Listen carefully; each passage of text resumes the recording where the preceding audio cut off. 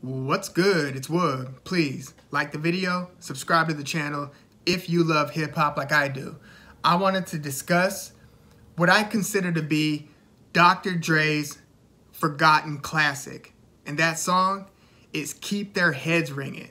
Now, this was a song that dropped in 1995. Technically, it was released in March of 1995. And I looked at 1995 as a very interesting period, not only in hip-hop, but even specifically, or more specifically, as it pertains to Death Row Records. Dre was still on Death Row in 1995. And to be clear, this is before California Love. This is before All Eyez on Me, the Tupac album. So, 95, in fact, Tupac was incarcerated and released Me Against the World on Interscope while he was incarcerated. Now, 95, again, it's interesting because this is before they turned the corner and, added Pac to the Death Row empire. This is obviously before Dr. Dre left Death Row, although I'm sure internally people who were in the know knew that Dre probably had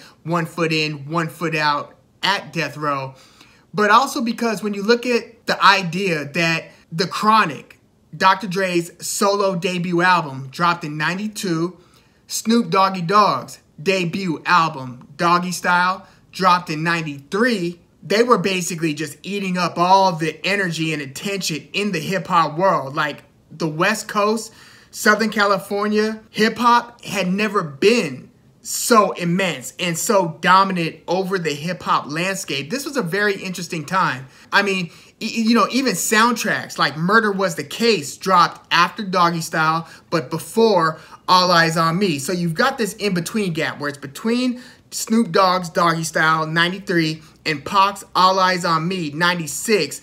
94, again, you've got Murder Was the Case soundtrack. 95, you had the Friday soundtrack. And it's that Friday soundtrack, the original Friday with Ice Cube and Chris Tucker, along with Tiny Zeus Lester, rest in peace. But, that movie was obviously a cult classic, or just a classic. You could remove the word cult from it. Enough people watch Friday to where, yeah, that's a classic. But Friday had a soundtrack, which was actually released on Priority Records. Technically not Death Row. Priority is the label that Ice Cube was on. And so, this same soundtrack with Keep Their Heads Ringin' as its track 2, track 1 was the song Friday. It was the title track of the soundtrack, Friday. It was an Ice Cube song that went like, oh yeah, throw your neighborhood in the air, bum, bum, if you don't care, which oddly enough was kind of a precursor to what would come a year later in Outkast's Now Throw Your Hands in the Air and Wave Them Like You Just Don't Care. I mean, I'm sure they might not have even been looking to that Friday song to get inspired to make that chorus, but it's just interesting that Friday, the song, was a precursor to that, but it was also derivative, and it started a beef between Cypress Hill and Ice Cube because it was a Cypress Hill song just before that Friday song that went like, throw your set in the air, wave it around like you just don't care. Which, again, Ice Cube then coming with the Friday song created a beef, but that's neither here nor there. Track 2 on this Friday soundtrack was Keep Their Heads Ringin'. Just a Dr. Dre solo cut that featured Nancy Fletcher. She's the one singing in the beginning that, hey, you sitting over there, say what? You better get up out of your chair. That's right. This was a phenomenal single, and it just played all over the radio. Like, you couldn't get away from the song. And its video on The Box, on BET, like Rap City, on MTV Jams. This is after MTV Raps. Keep Their Heads Ringin' was just it felt like a victory lap for Dr. Dre. Because again, this is coming on the heels of all that Death Row success. All the Death Row success before Dog Food, the Dog Pound album, which would come less than a year later. In fact, Dr. Dre was promoting the Dog Pound Dog Food album when he was accepting his awards that he was winning with the Keep Their Heads Ringin' single. So, like, Keep Their Heads Ringin' won, or was nominated for a Grammy for Best Rap Solo Performance. in 1996, which, keep in mind, they do the Grammys in the beginning of the year to honor the songs of the previous year. It's a 1995 song. It's going to get honored in the beginning of 96.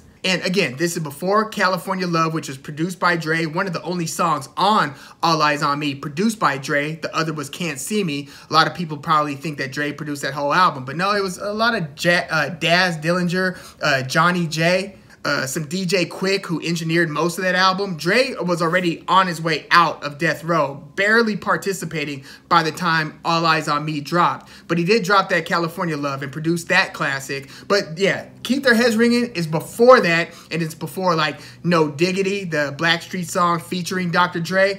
So Keep Their Heads Ringin, I feel, is kind of slept on and somewhat forgotten because it's sandwiched between Dre's two classic albums. I mean, not counting the other albums that he was participating in from a production standpoint, like Snoop Dogg's Doggystyle. But between The Chronic and what was supposed to be called The Chronic 2, but ended up being called Dr. Dre 2001. That's the one with Still Dre, Still DRE, you know, Forgot About Dre. The next episode, What's the Difference, Explosive, all that. You had this pocket, 1995, where Dre just hit a home run with one single, Keep Their Heads Ringin, featured on the Friday soundtrack. I mean, to put it in a perspective, I mean, he had tons of success with his early Chronic singles. But, you know, you look at the singles from Dr. Dre 2001.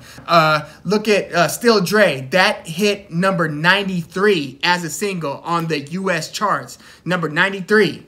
Forgot About Dre, featuring Eminem, when Eminem was like at the height of his like powers. This is between the Slim Shady LP and the Marshall Mathers LP. Eminem featured on What's the Difference and Forgot About Dre. Forgot About Dre was the single, and that peaked at number 25 on the Billboard Hot 100. The next episode was the highest charter from that album. It topped at number 23. Keep Their Heads Ringin topped at number 10. So it actually outperformed all of the singles from Dr. Dre 2001. So yeah, it was a hammer in 1995. And, you know, it was, again, just before he broke from Death Row. Less than a year later, he had another single from his, like, Dr. Dre Presents the Aftermath album. Barely anybody even remembers that this album exists. Before he dropped The Chronic 2 or Dr. Dre 2001, he was basically like, you know, it felt like it was like a focus group or kind of taste testing this new Aftermath venture. The album is called Dr. Dre Presents the Aftermath. It had a single called Been There, Done That. Not a bad song, but people were just we're pretty upset that Dr. Dre left Death Row. Snoop Dogg would leave like a year or two later.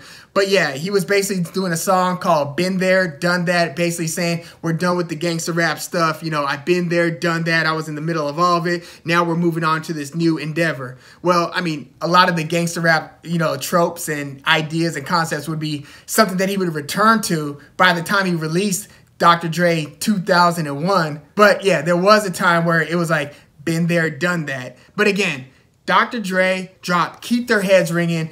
You know, Angie Stone is actually credited, you know, the neo-soul singer from the early 2000s. I'm sure she still sings now, but Angie Stone, she's credited with a writing credit on Keep Their Heads Ringin because the song actually samples a group that she used to be in. It was like a, 80s group called The Sequence, and they had a song called Funk You Up. Go ahead and check that out. Well, the opening lines when the rap starts on Keep Their Heads Ringin is Dre saying, you know, when the singer finishes her part, then Dre comes in, cause we gon' funk you right on up. So that was like basically him executing the bar from that 80s song by The Sequence called Funk You Up. But yeah, Angie Stone was a part of The Sequence group, again, more than a decade before she would later reemerge as a neo-soul R&B solo singer. But yeah, she's credited with a writing credit on Keep Their Heads Ringin.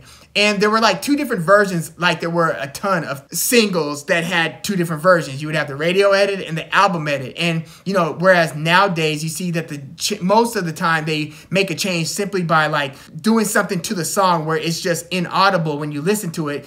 But you used to see a lot more of two different versions of the songs being performed. Like, listen to like Bone Thugs and Harmony's first of the month radio edit and album edit, and you see that there are like several different like lyrics from one to the other. I mean, the beat's the same, but so many parts of the flow are different. Well, I mean, with Keep Their Heads Ringin', same thing. The radio version of the lead into the chorus would say like, the one and only D-R-E, and you know I keep the heads ringing. Whereas on the album cut, it would be like, the motherfucking D-R-E, I keeps the motherfucking heads ringing. You used to see a lot of that, especially in 90s hip-hop. But yeah, give it a listen if you haven't. Most of y'all probably have. But yeah, Dr. Dre's Keep Their Heads Ringin', I kind of see as being the forgotten classic in Dr. Dre's solo discography. And while we're, you know, kind of thinking about what songs are going to be performed when Dr. Dre performs at the Super Bowl halftime show, I wouldn't be mad at seeing Keep Their Heads Ringin'. I kind of think that it's not going to be a part of the show, but I kind of hope it is, man. I mean, this beat is crazy. Like, you know, if you watch the video, like, you know, there's a little bit of talking that leads into the song itself. It's like, what up, this is Dr. Dre. He gets on like a speaker, the party's going on. Thank God it's Friday. Then you hear the guy say, now, blam, this shot. By the way, that on the beat in the beginning of the song, that's actually a sample from KRS-One on the beginning of his song, Mad Crew, that was on his solo debut after his several albums with Boogie Down Productions. The first KRS-One solo album, Return of the Boom Bap, featured a song called Mad Crew, and in the very beginning of that song, before the beat even drops, KRS-One goes like, boy, I got shot. And that's the same exact sample that's used on the beginning of the song, Keep Their Heads Ringin'. But yeah, give that a listen. Let me know if you agree. Is that the Dr. Dre forgotten classic? I kind of feel it is. I mean, every now and then I hear it on the radio, but it's not, you know, as heralded as, obviously, as 1, 2, 3 into the 4 from Nothing But a G Thing, or even with Dre Day. I hear Dre Day, the Eazy-E diss, more than I hear Keep Their Heads Ringin'. I probably hear Let Me Ride from The Chronic more than Keep Their Heads Ringin'. But yeah, I want to hear a lot more Keep Their Heads Ringin'. But please, let me know what you think in the comments. Like the video, subscribe to the channel if you love hip-hop like I do. I'm Woog. Thanks for tuning in.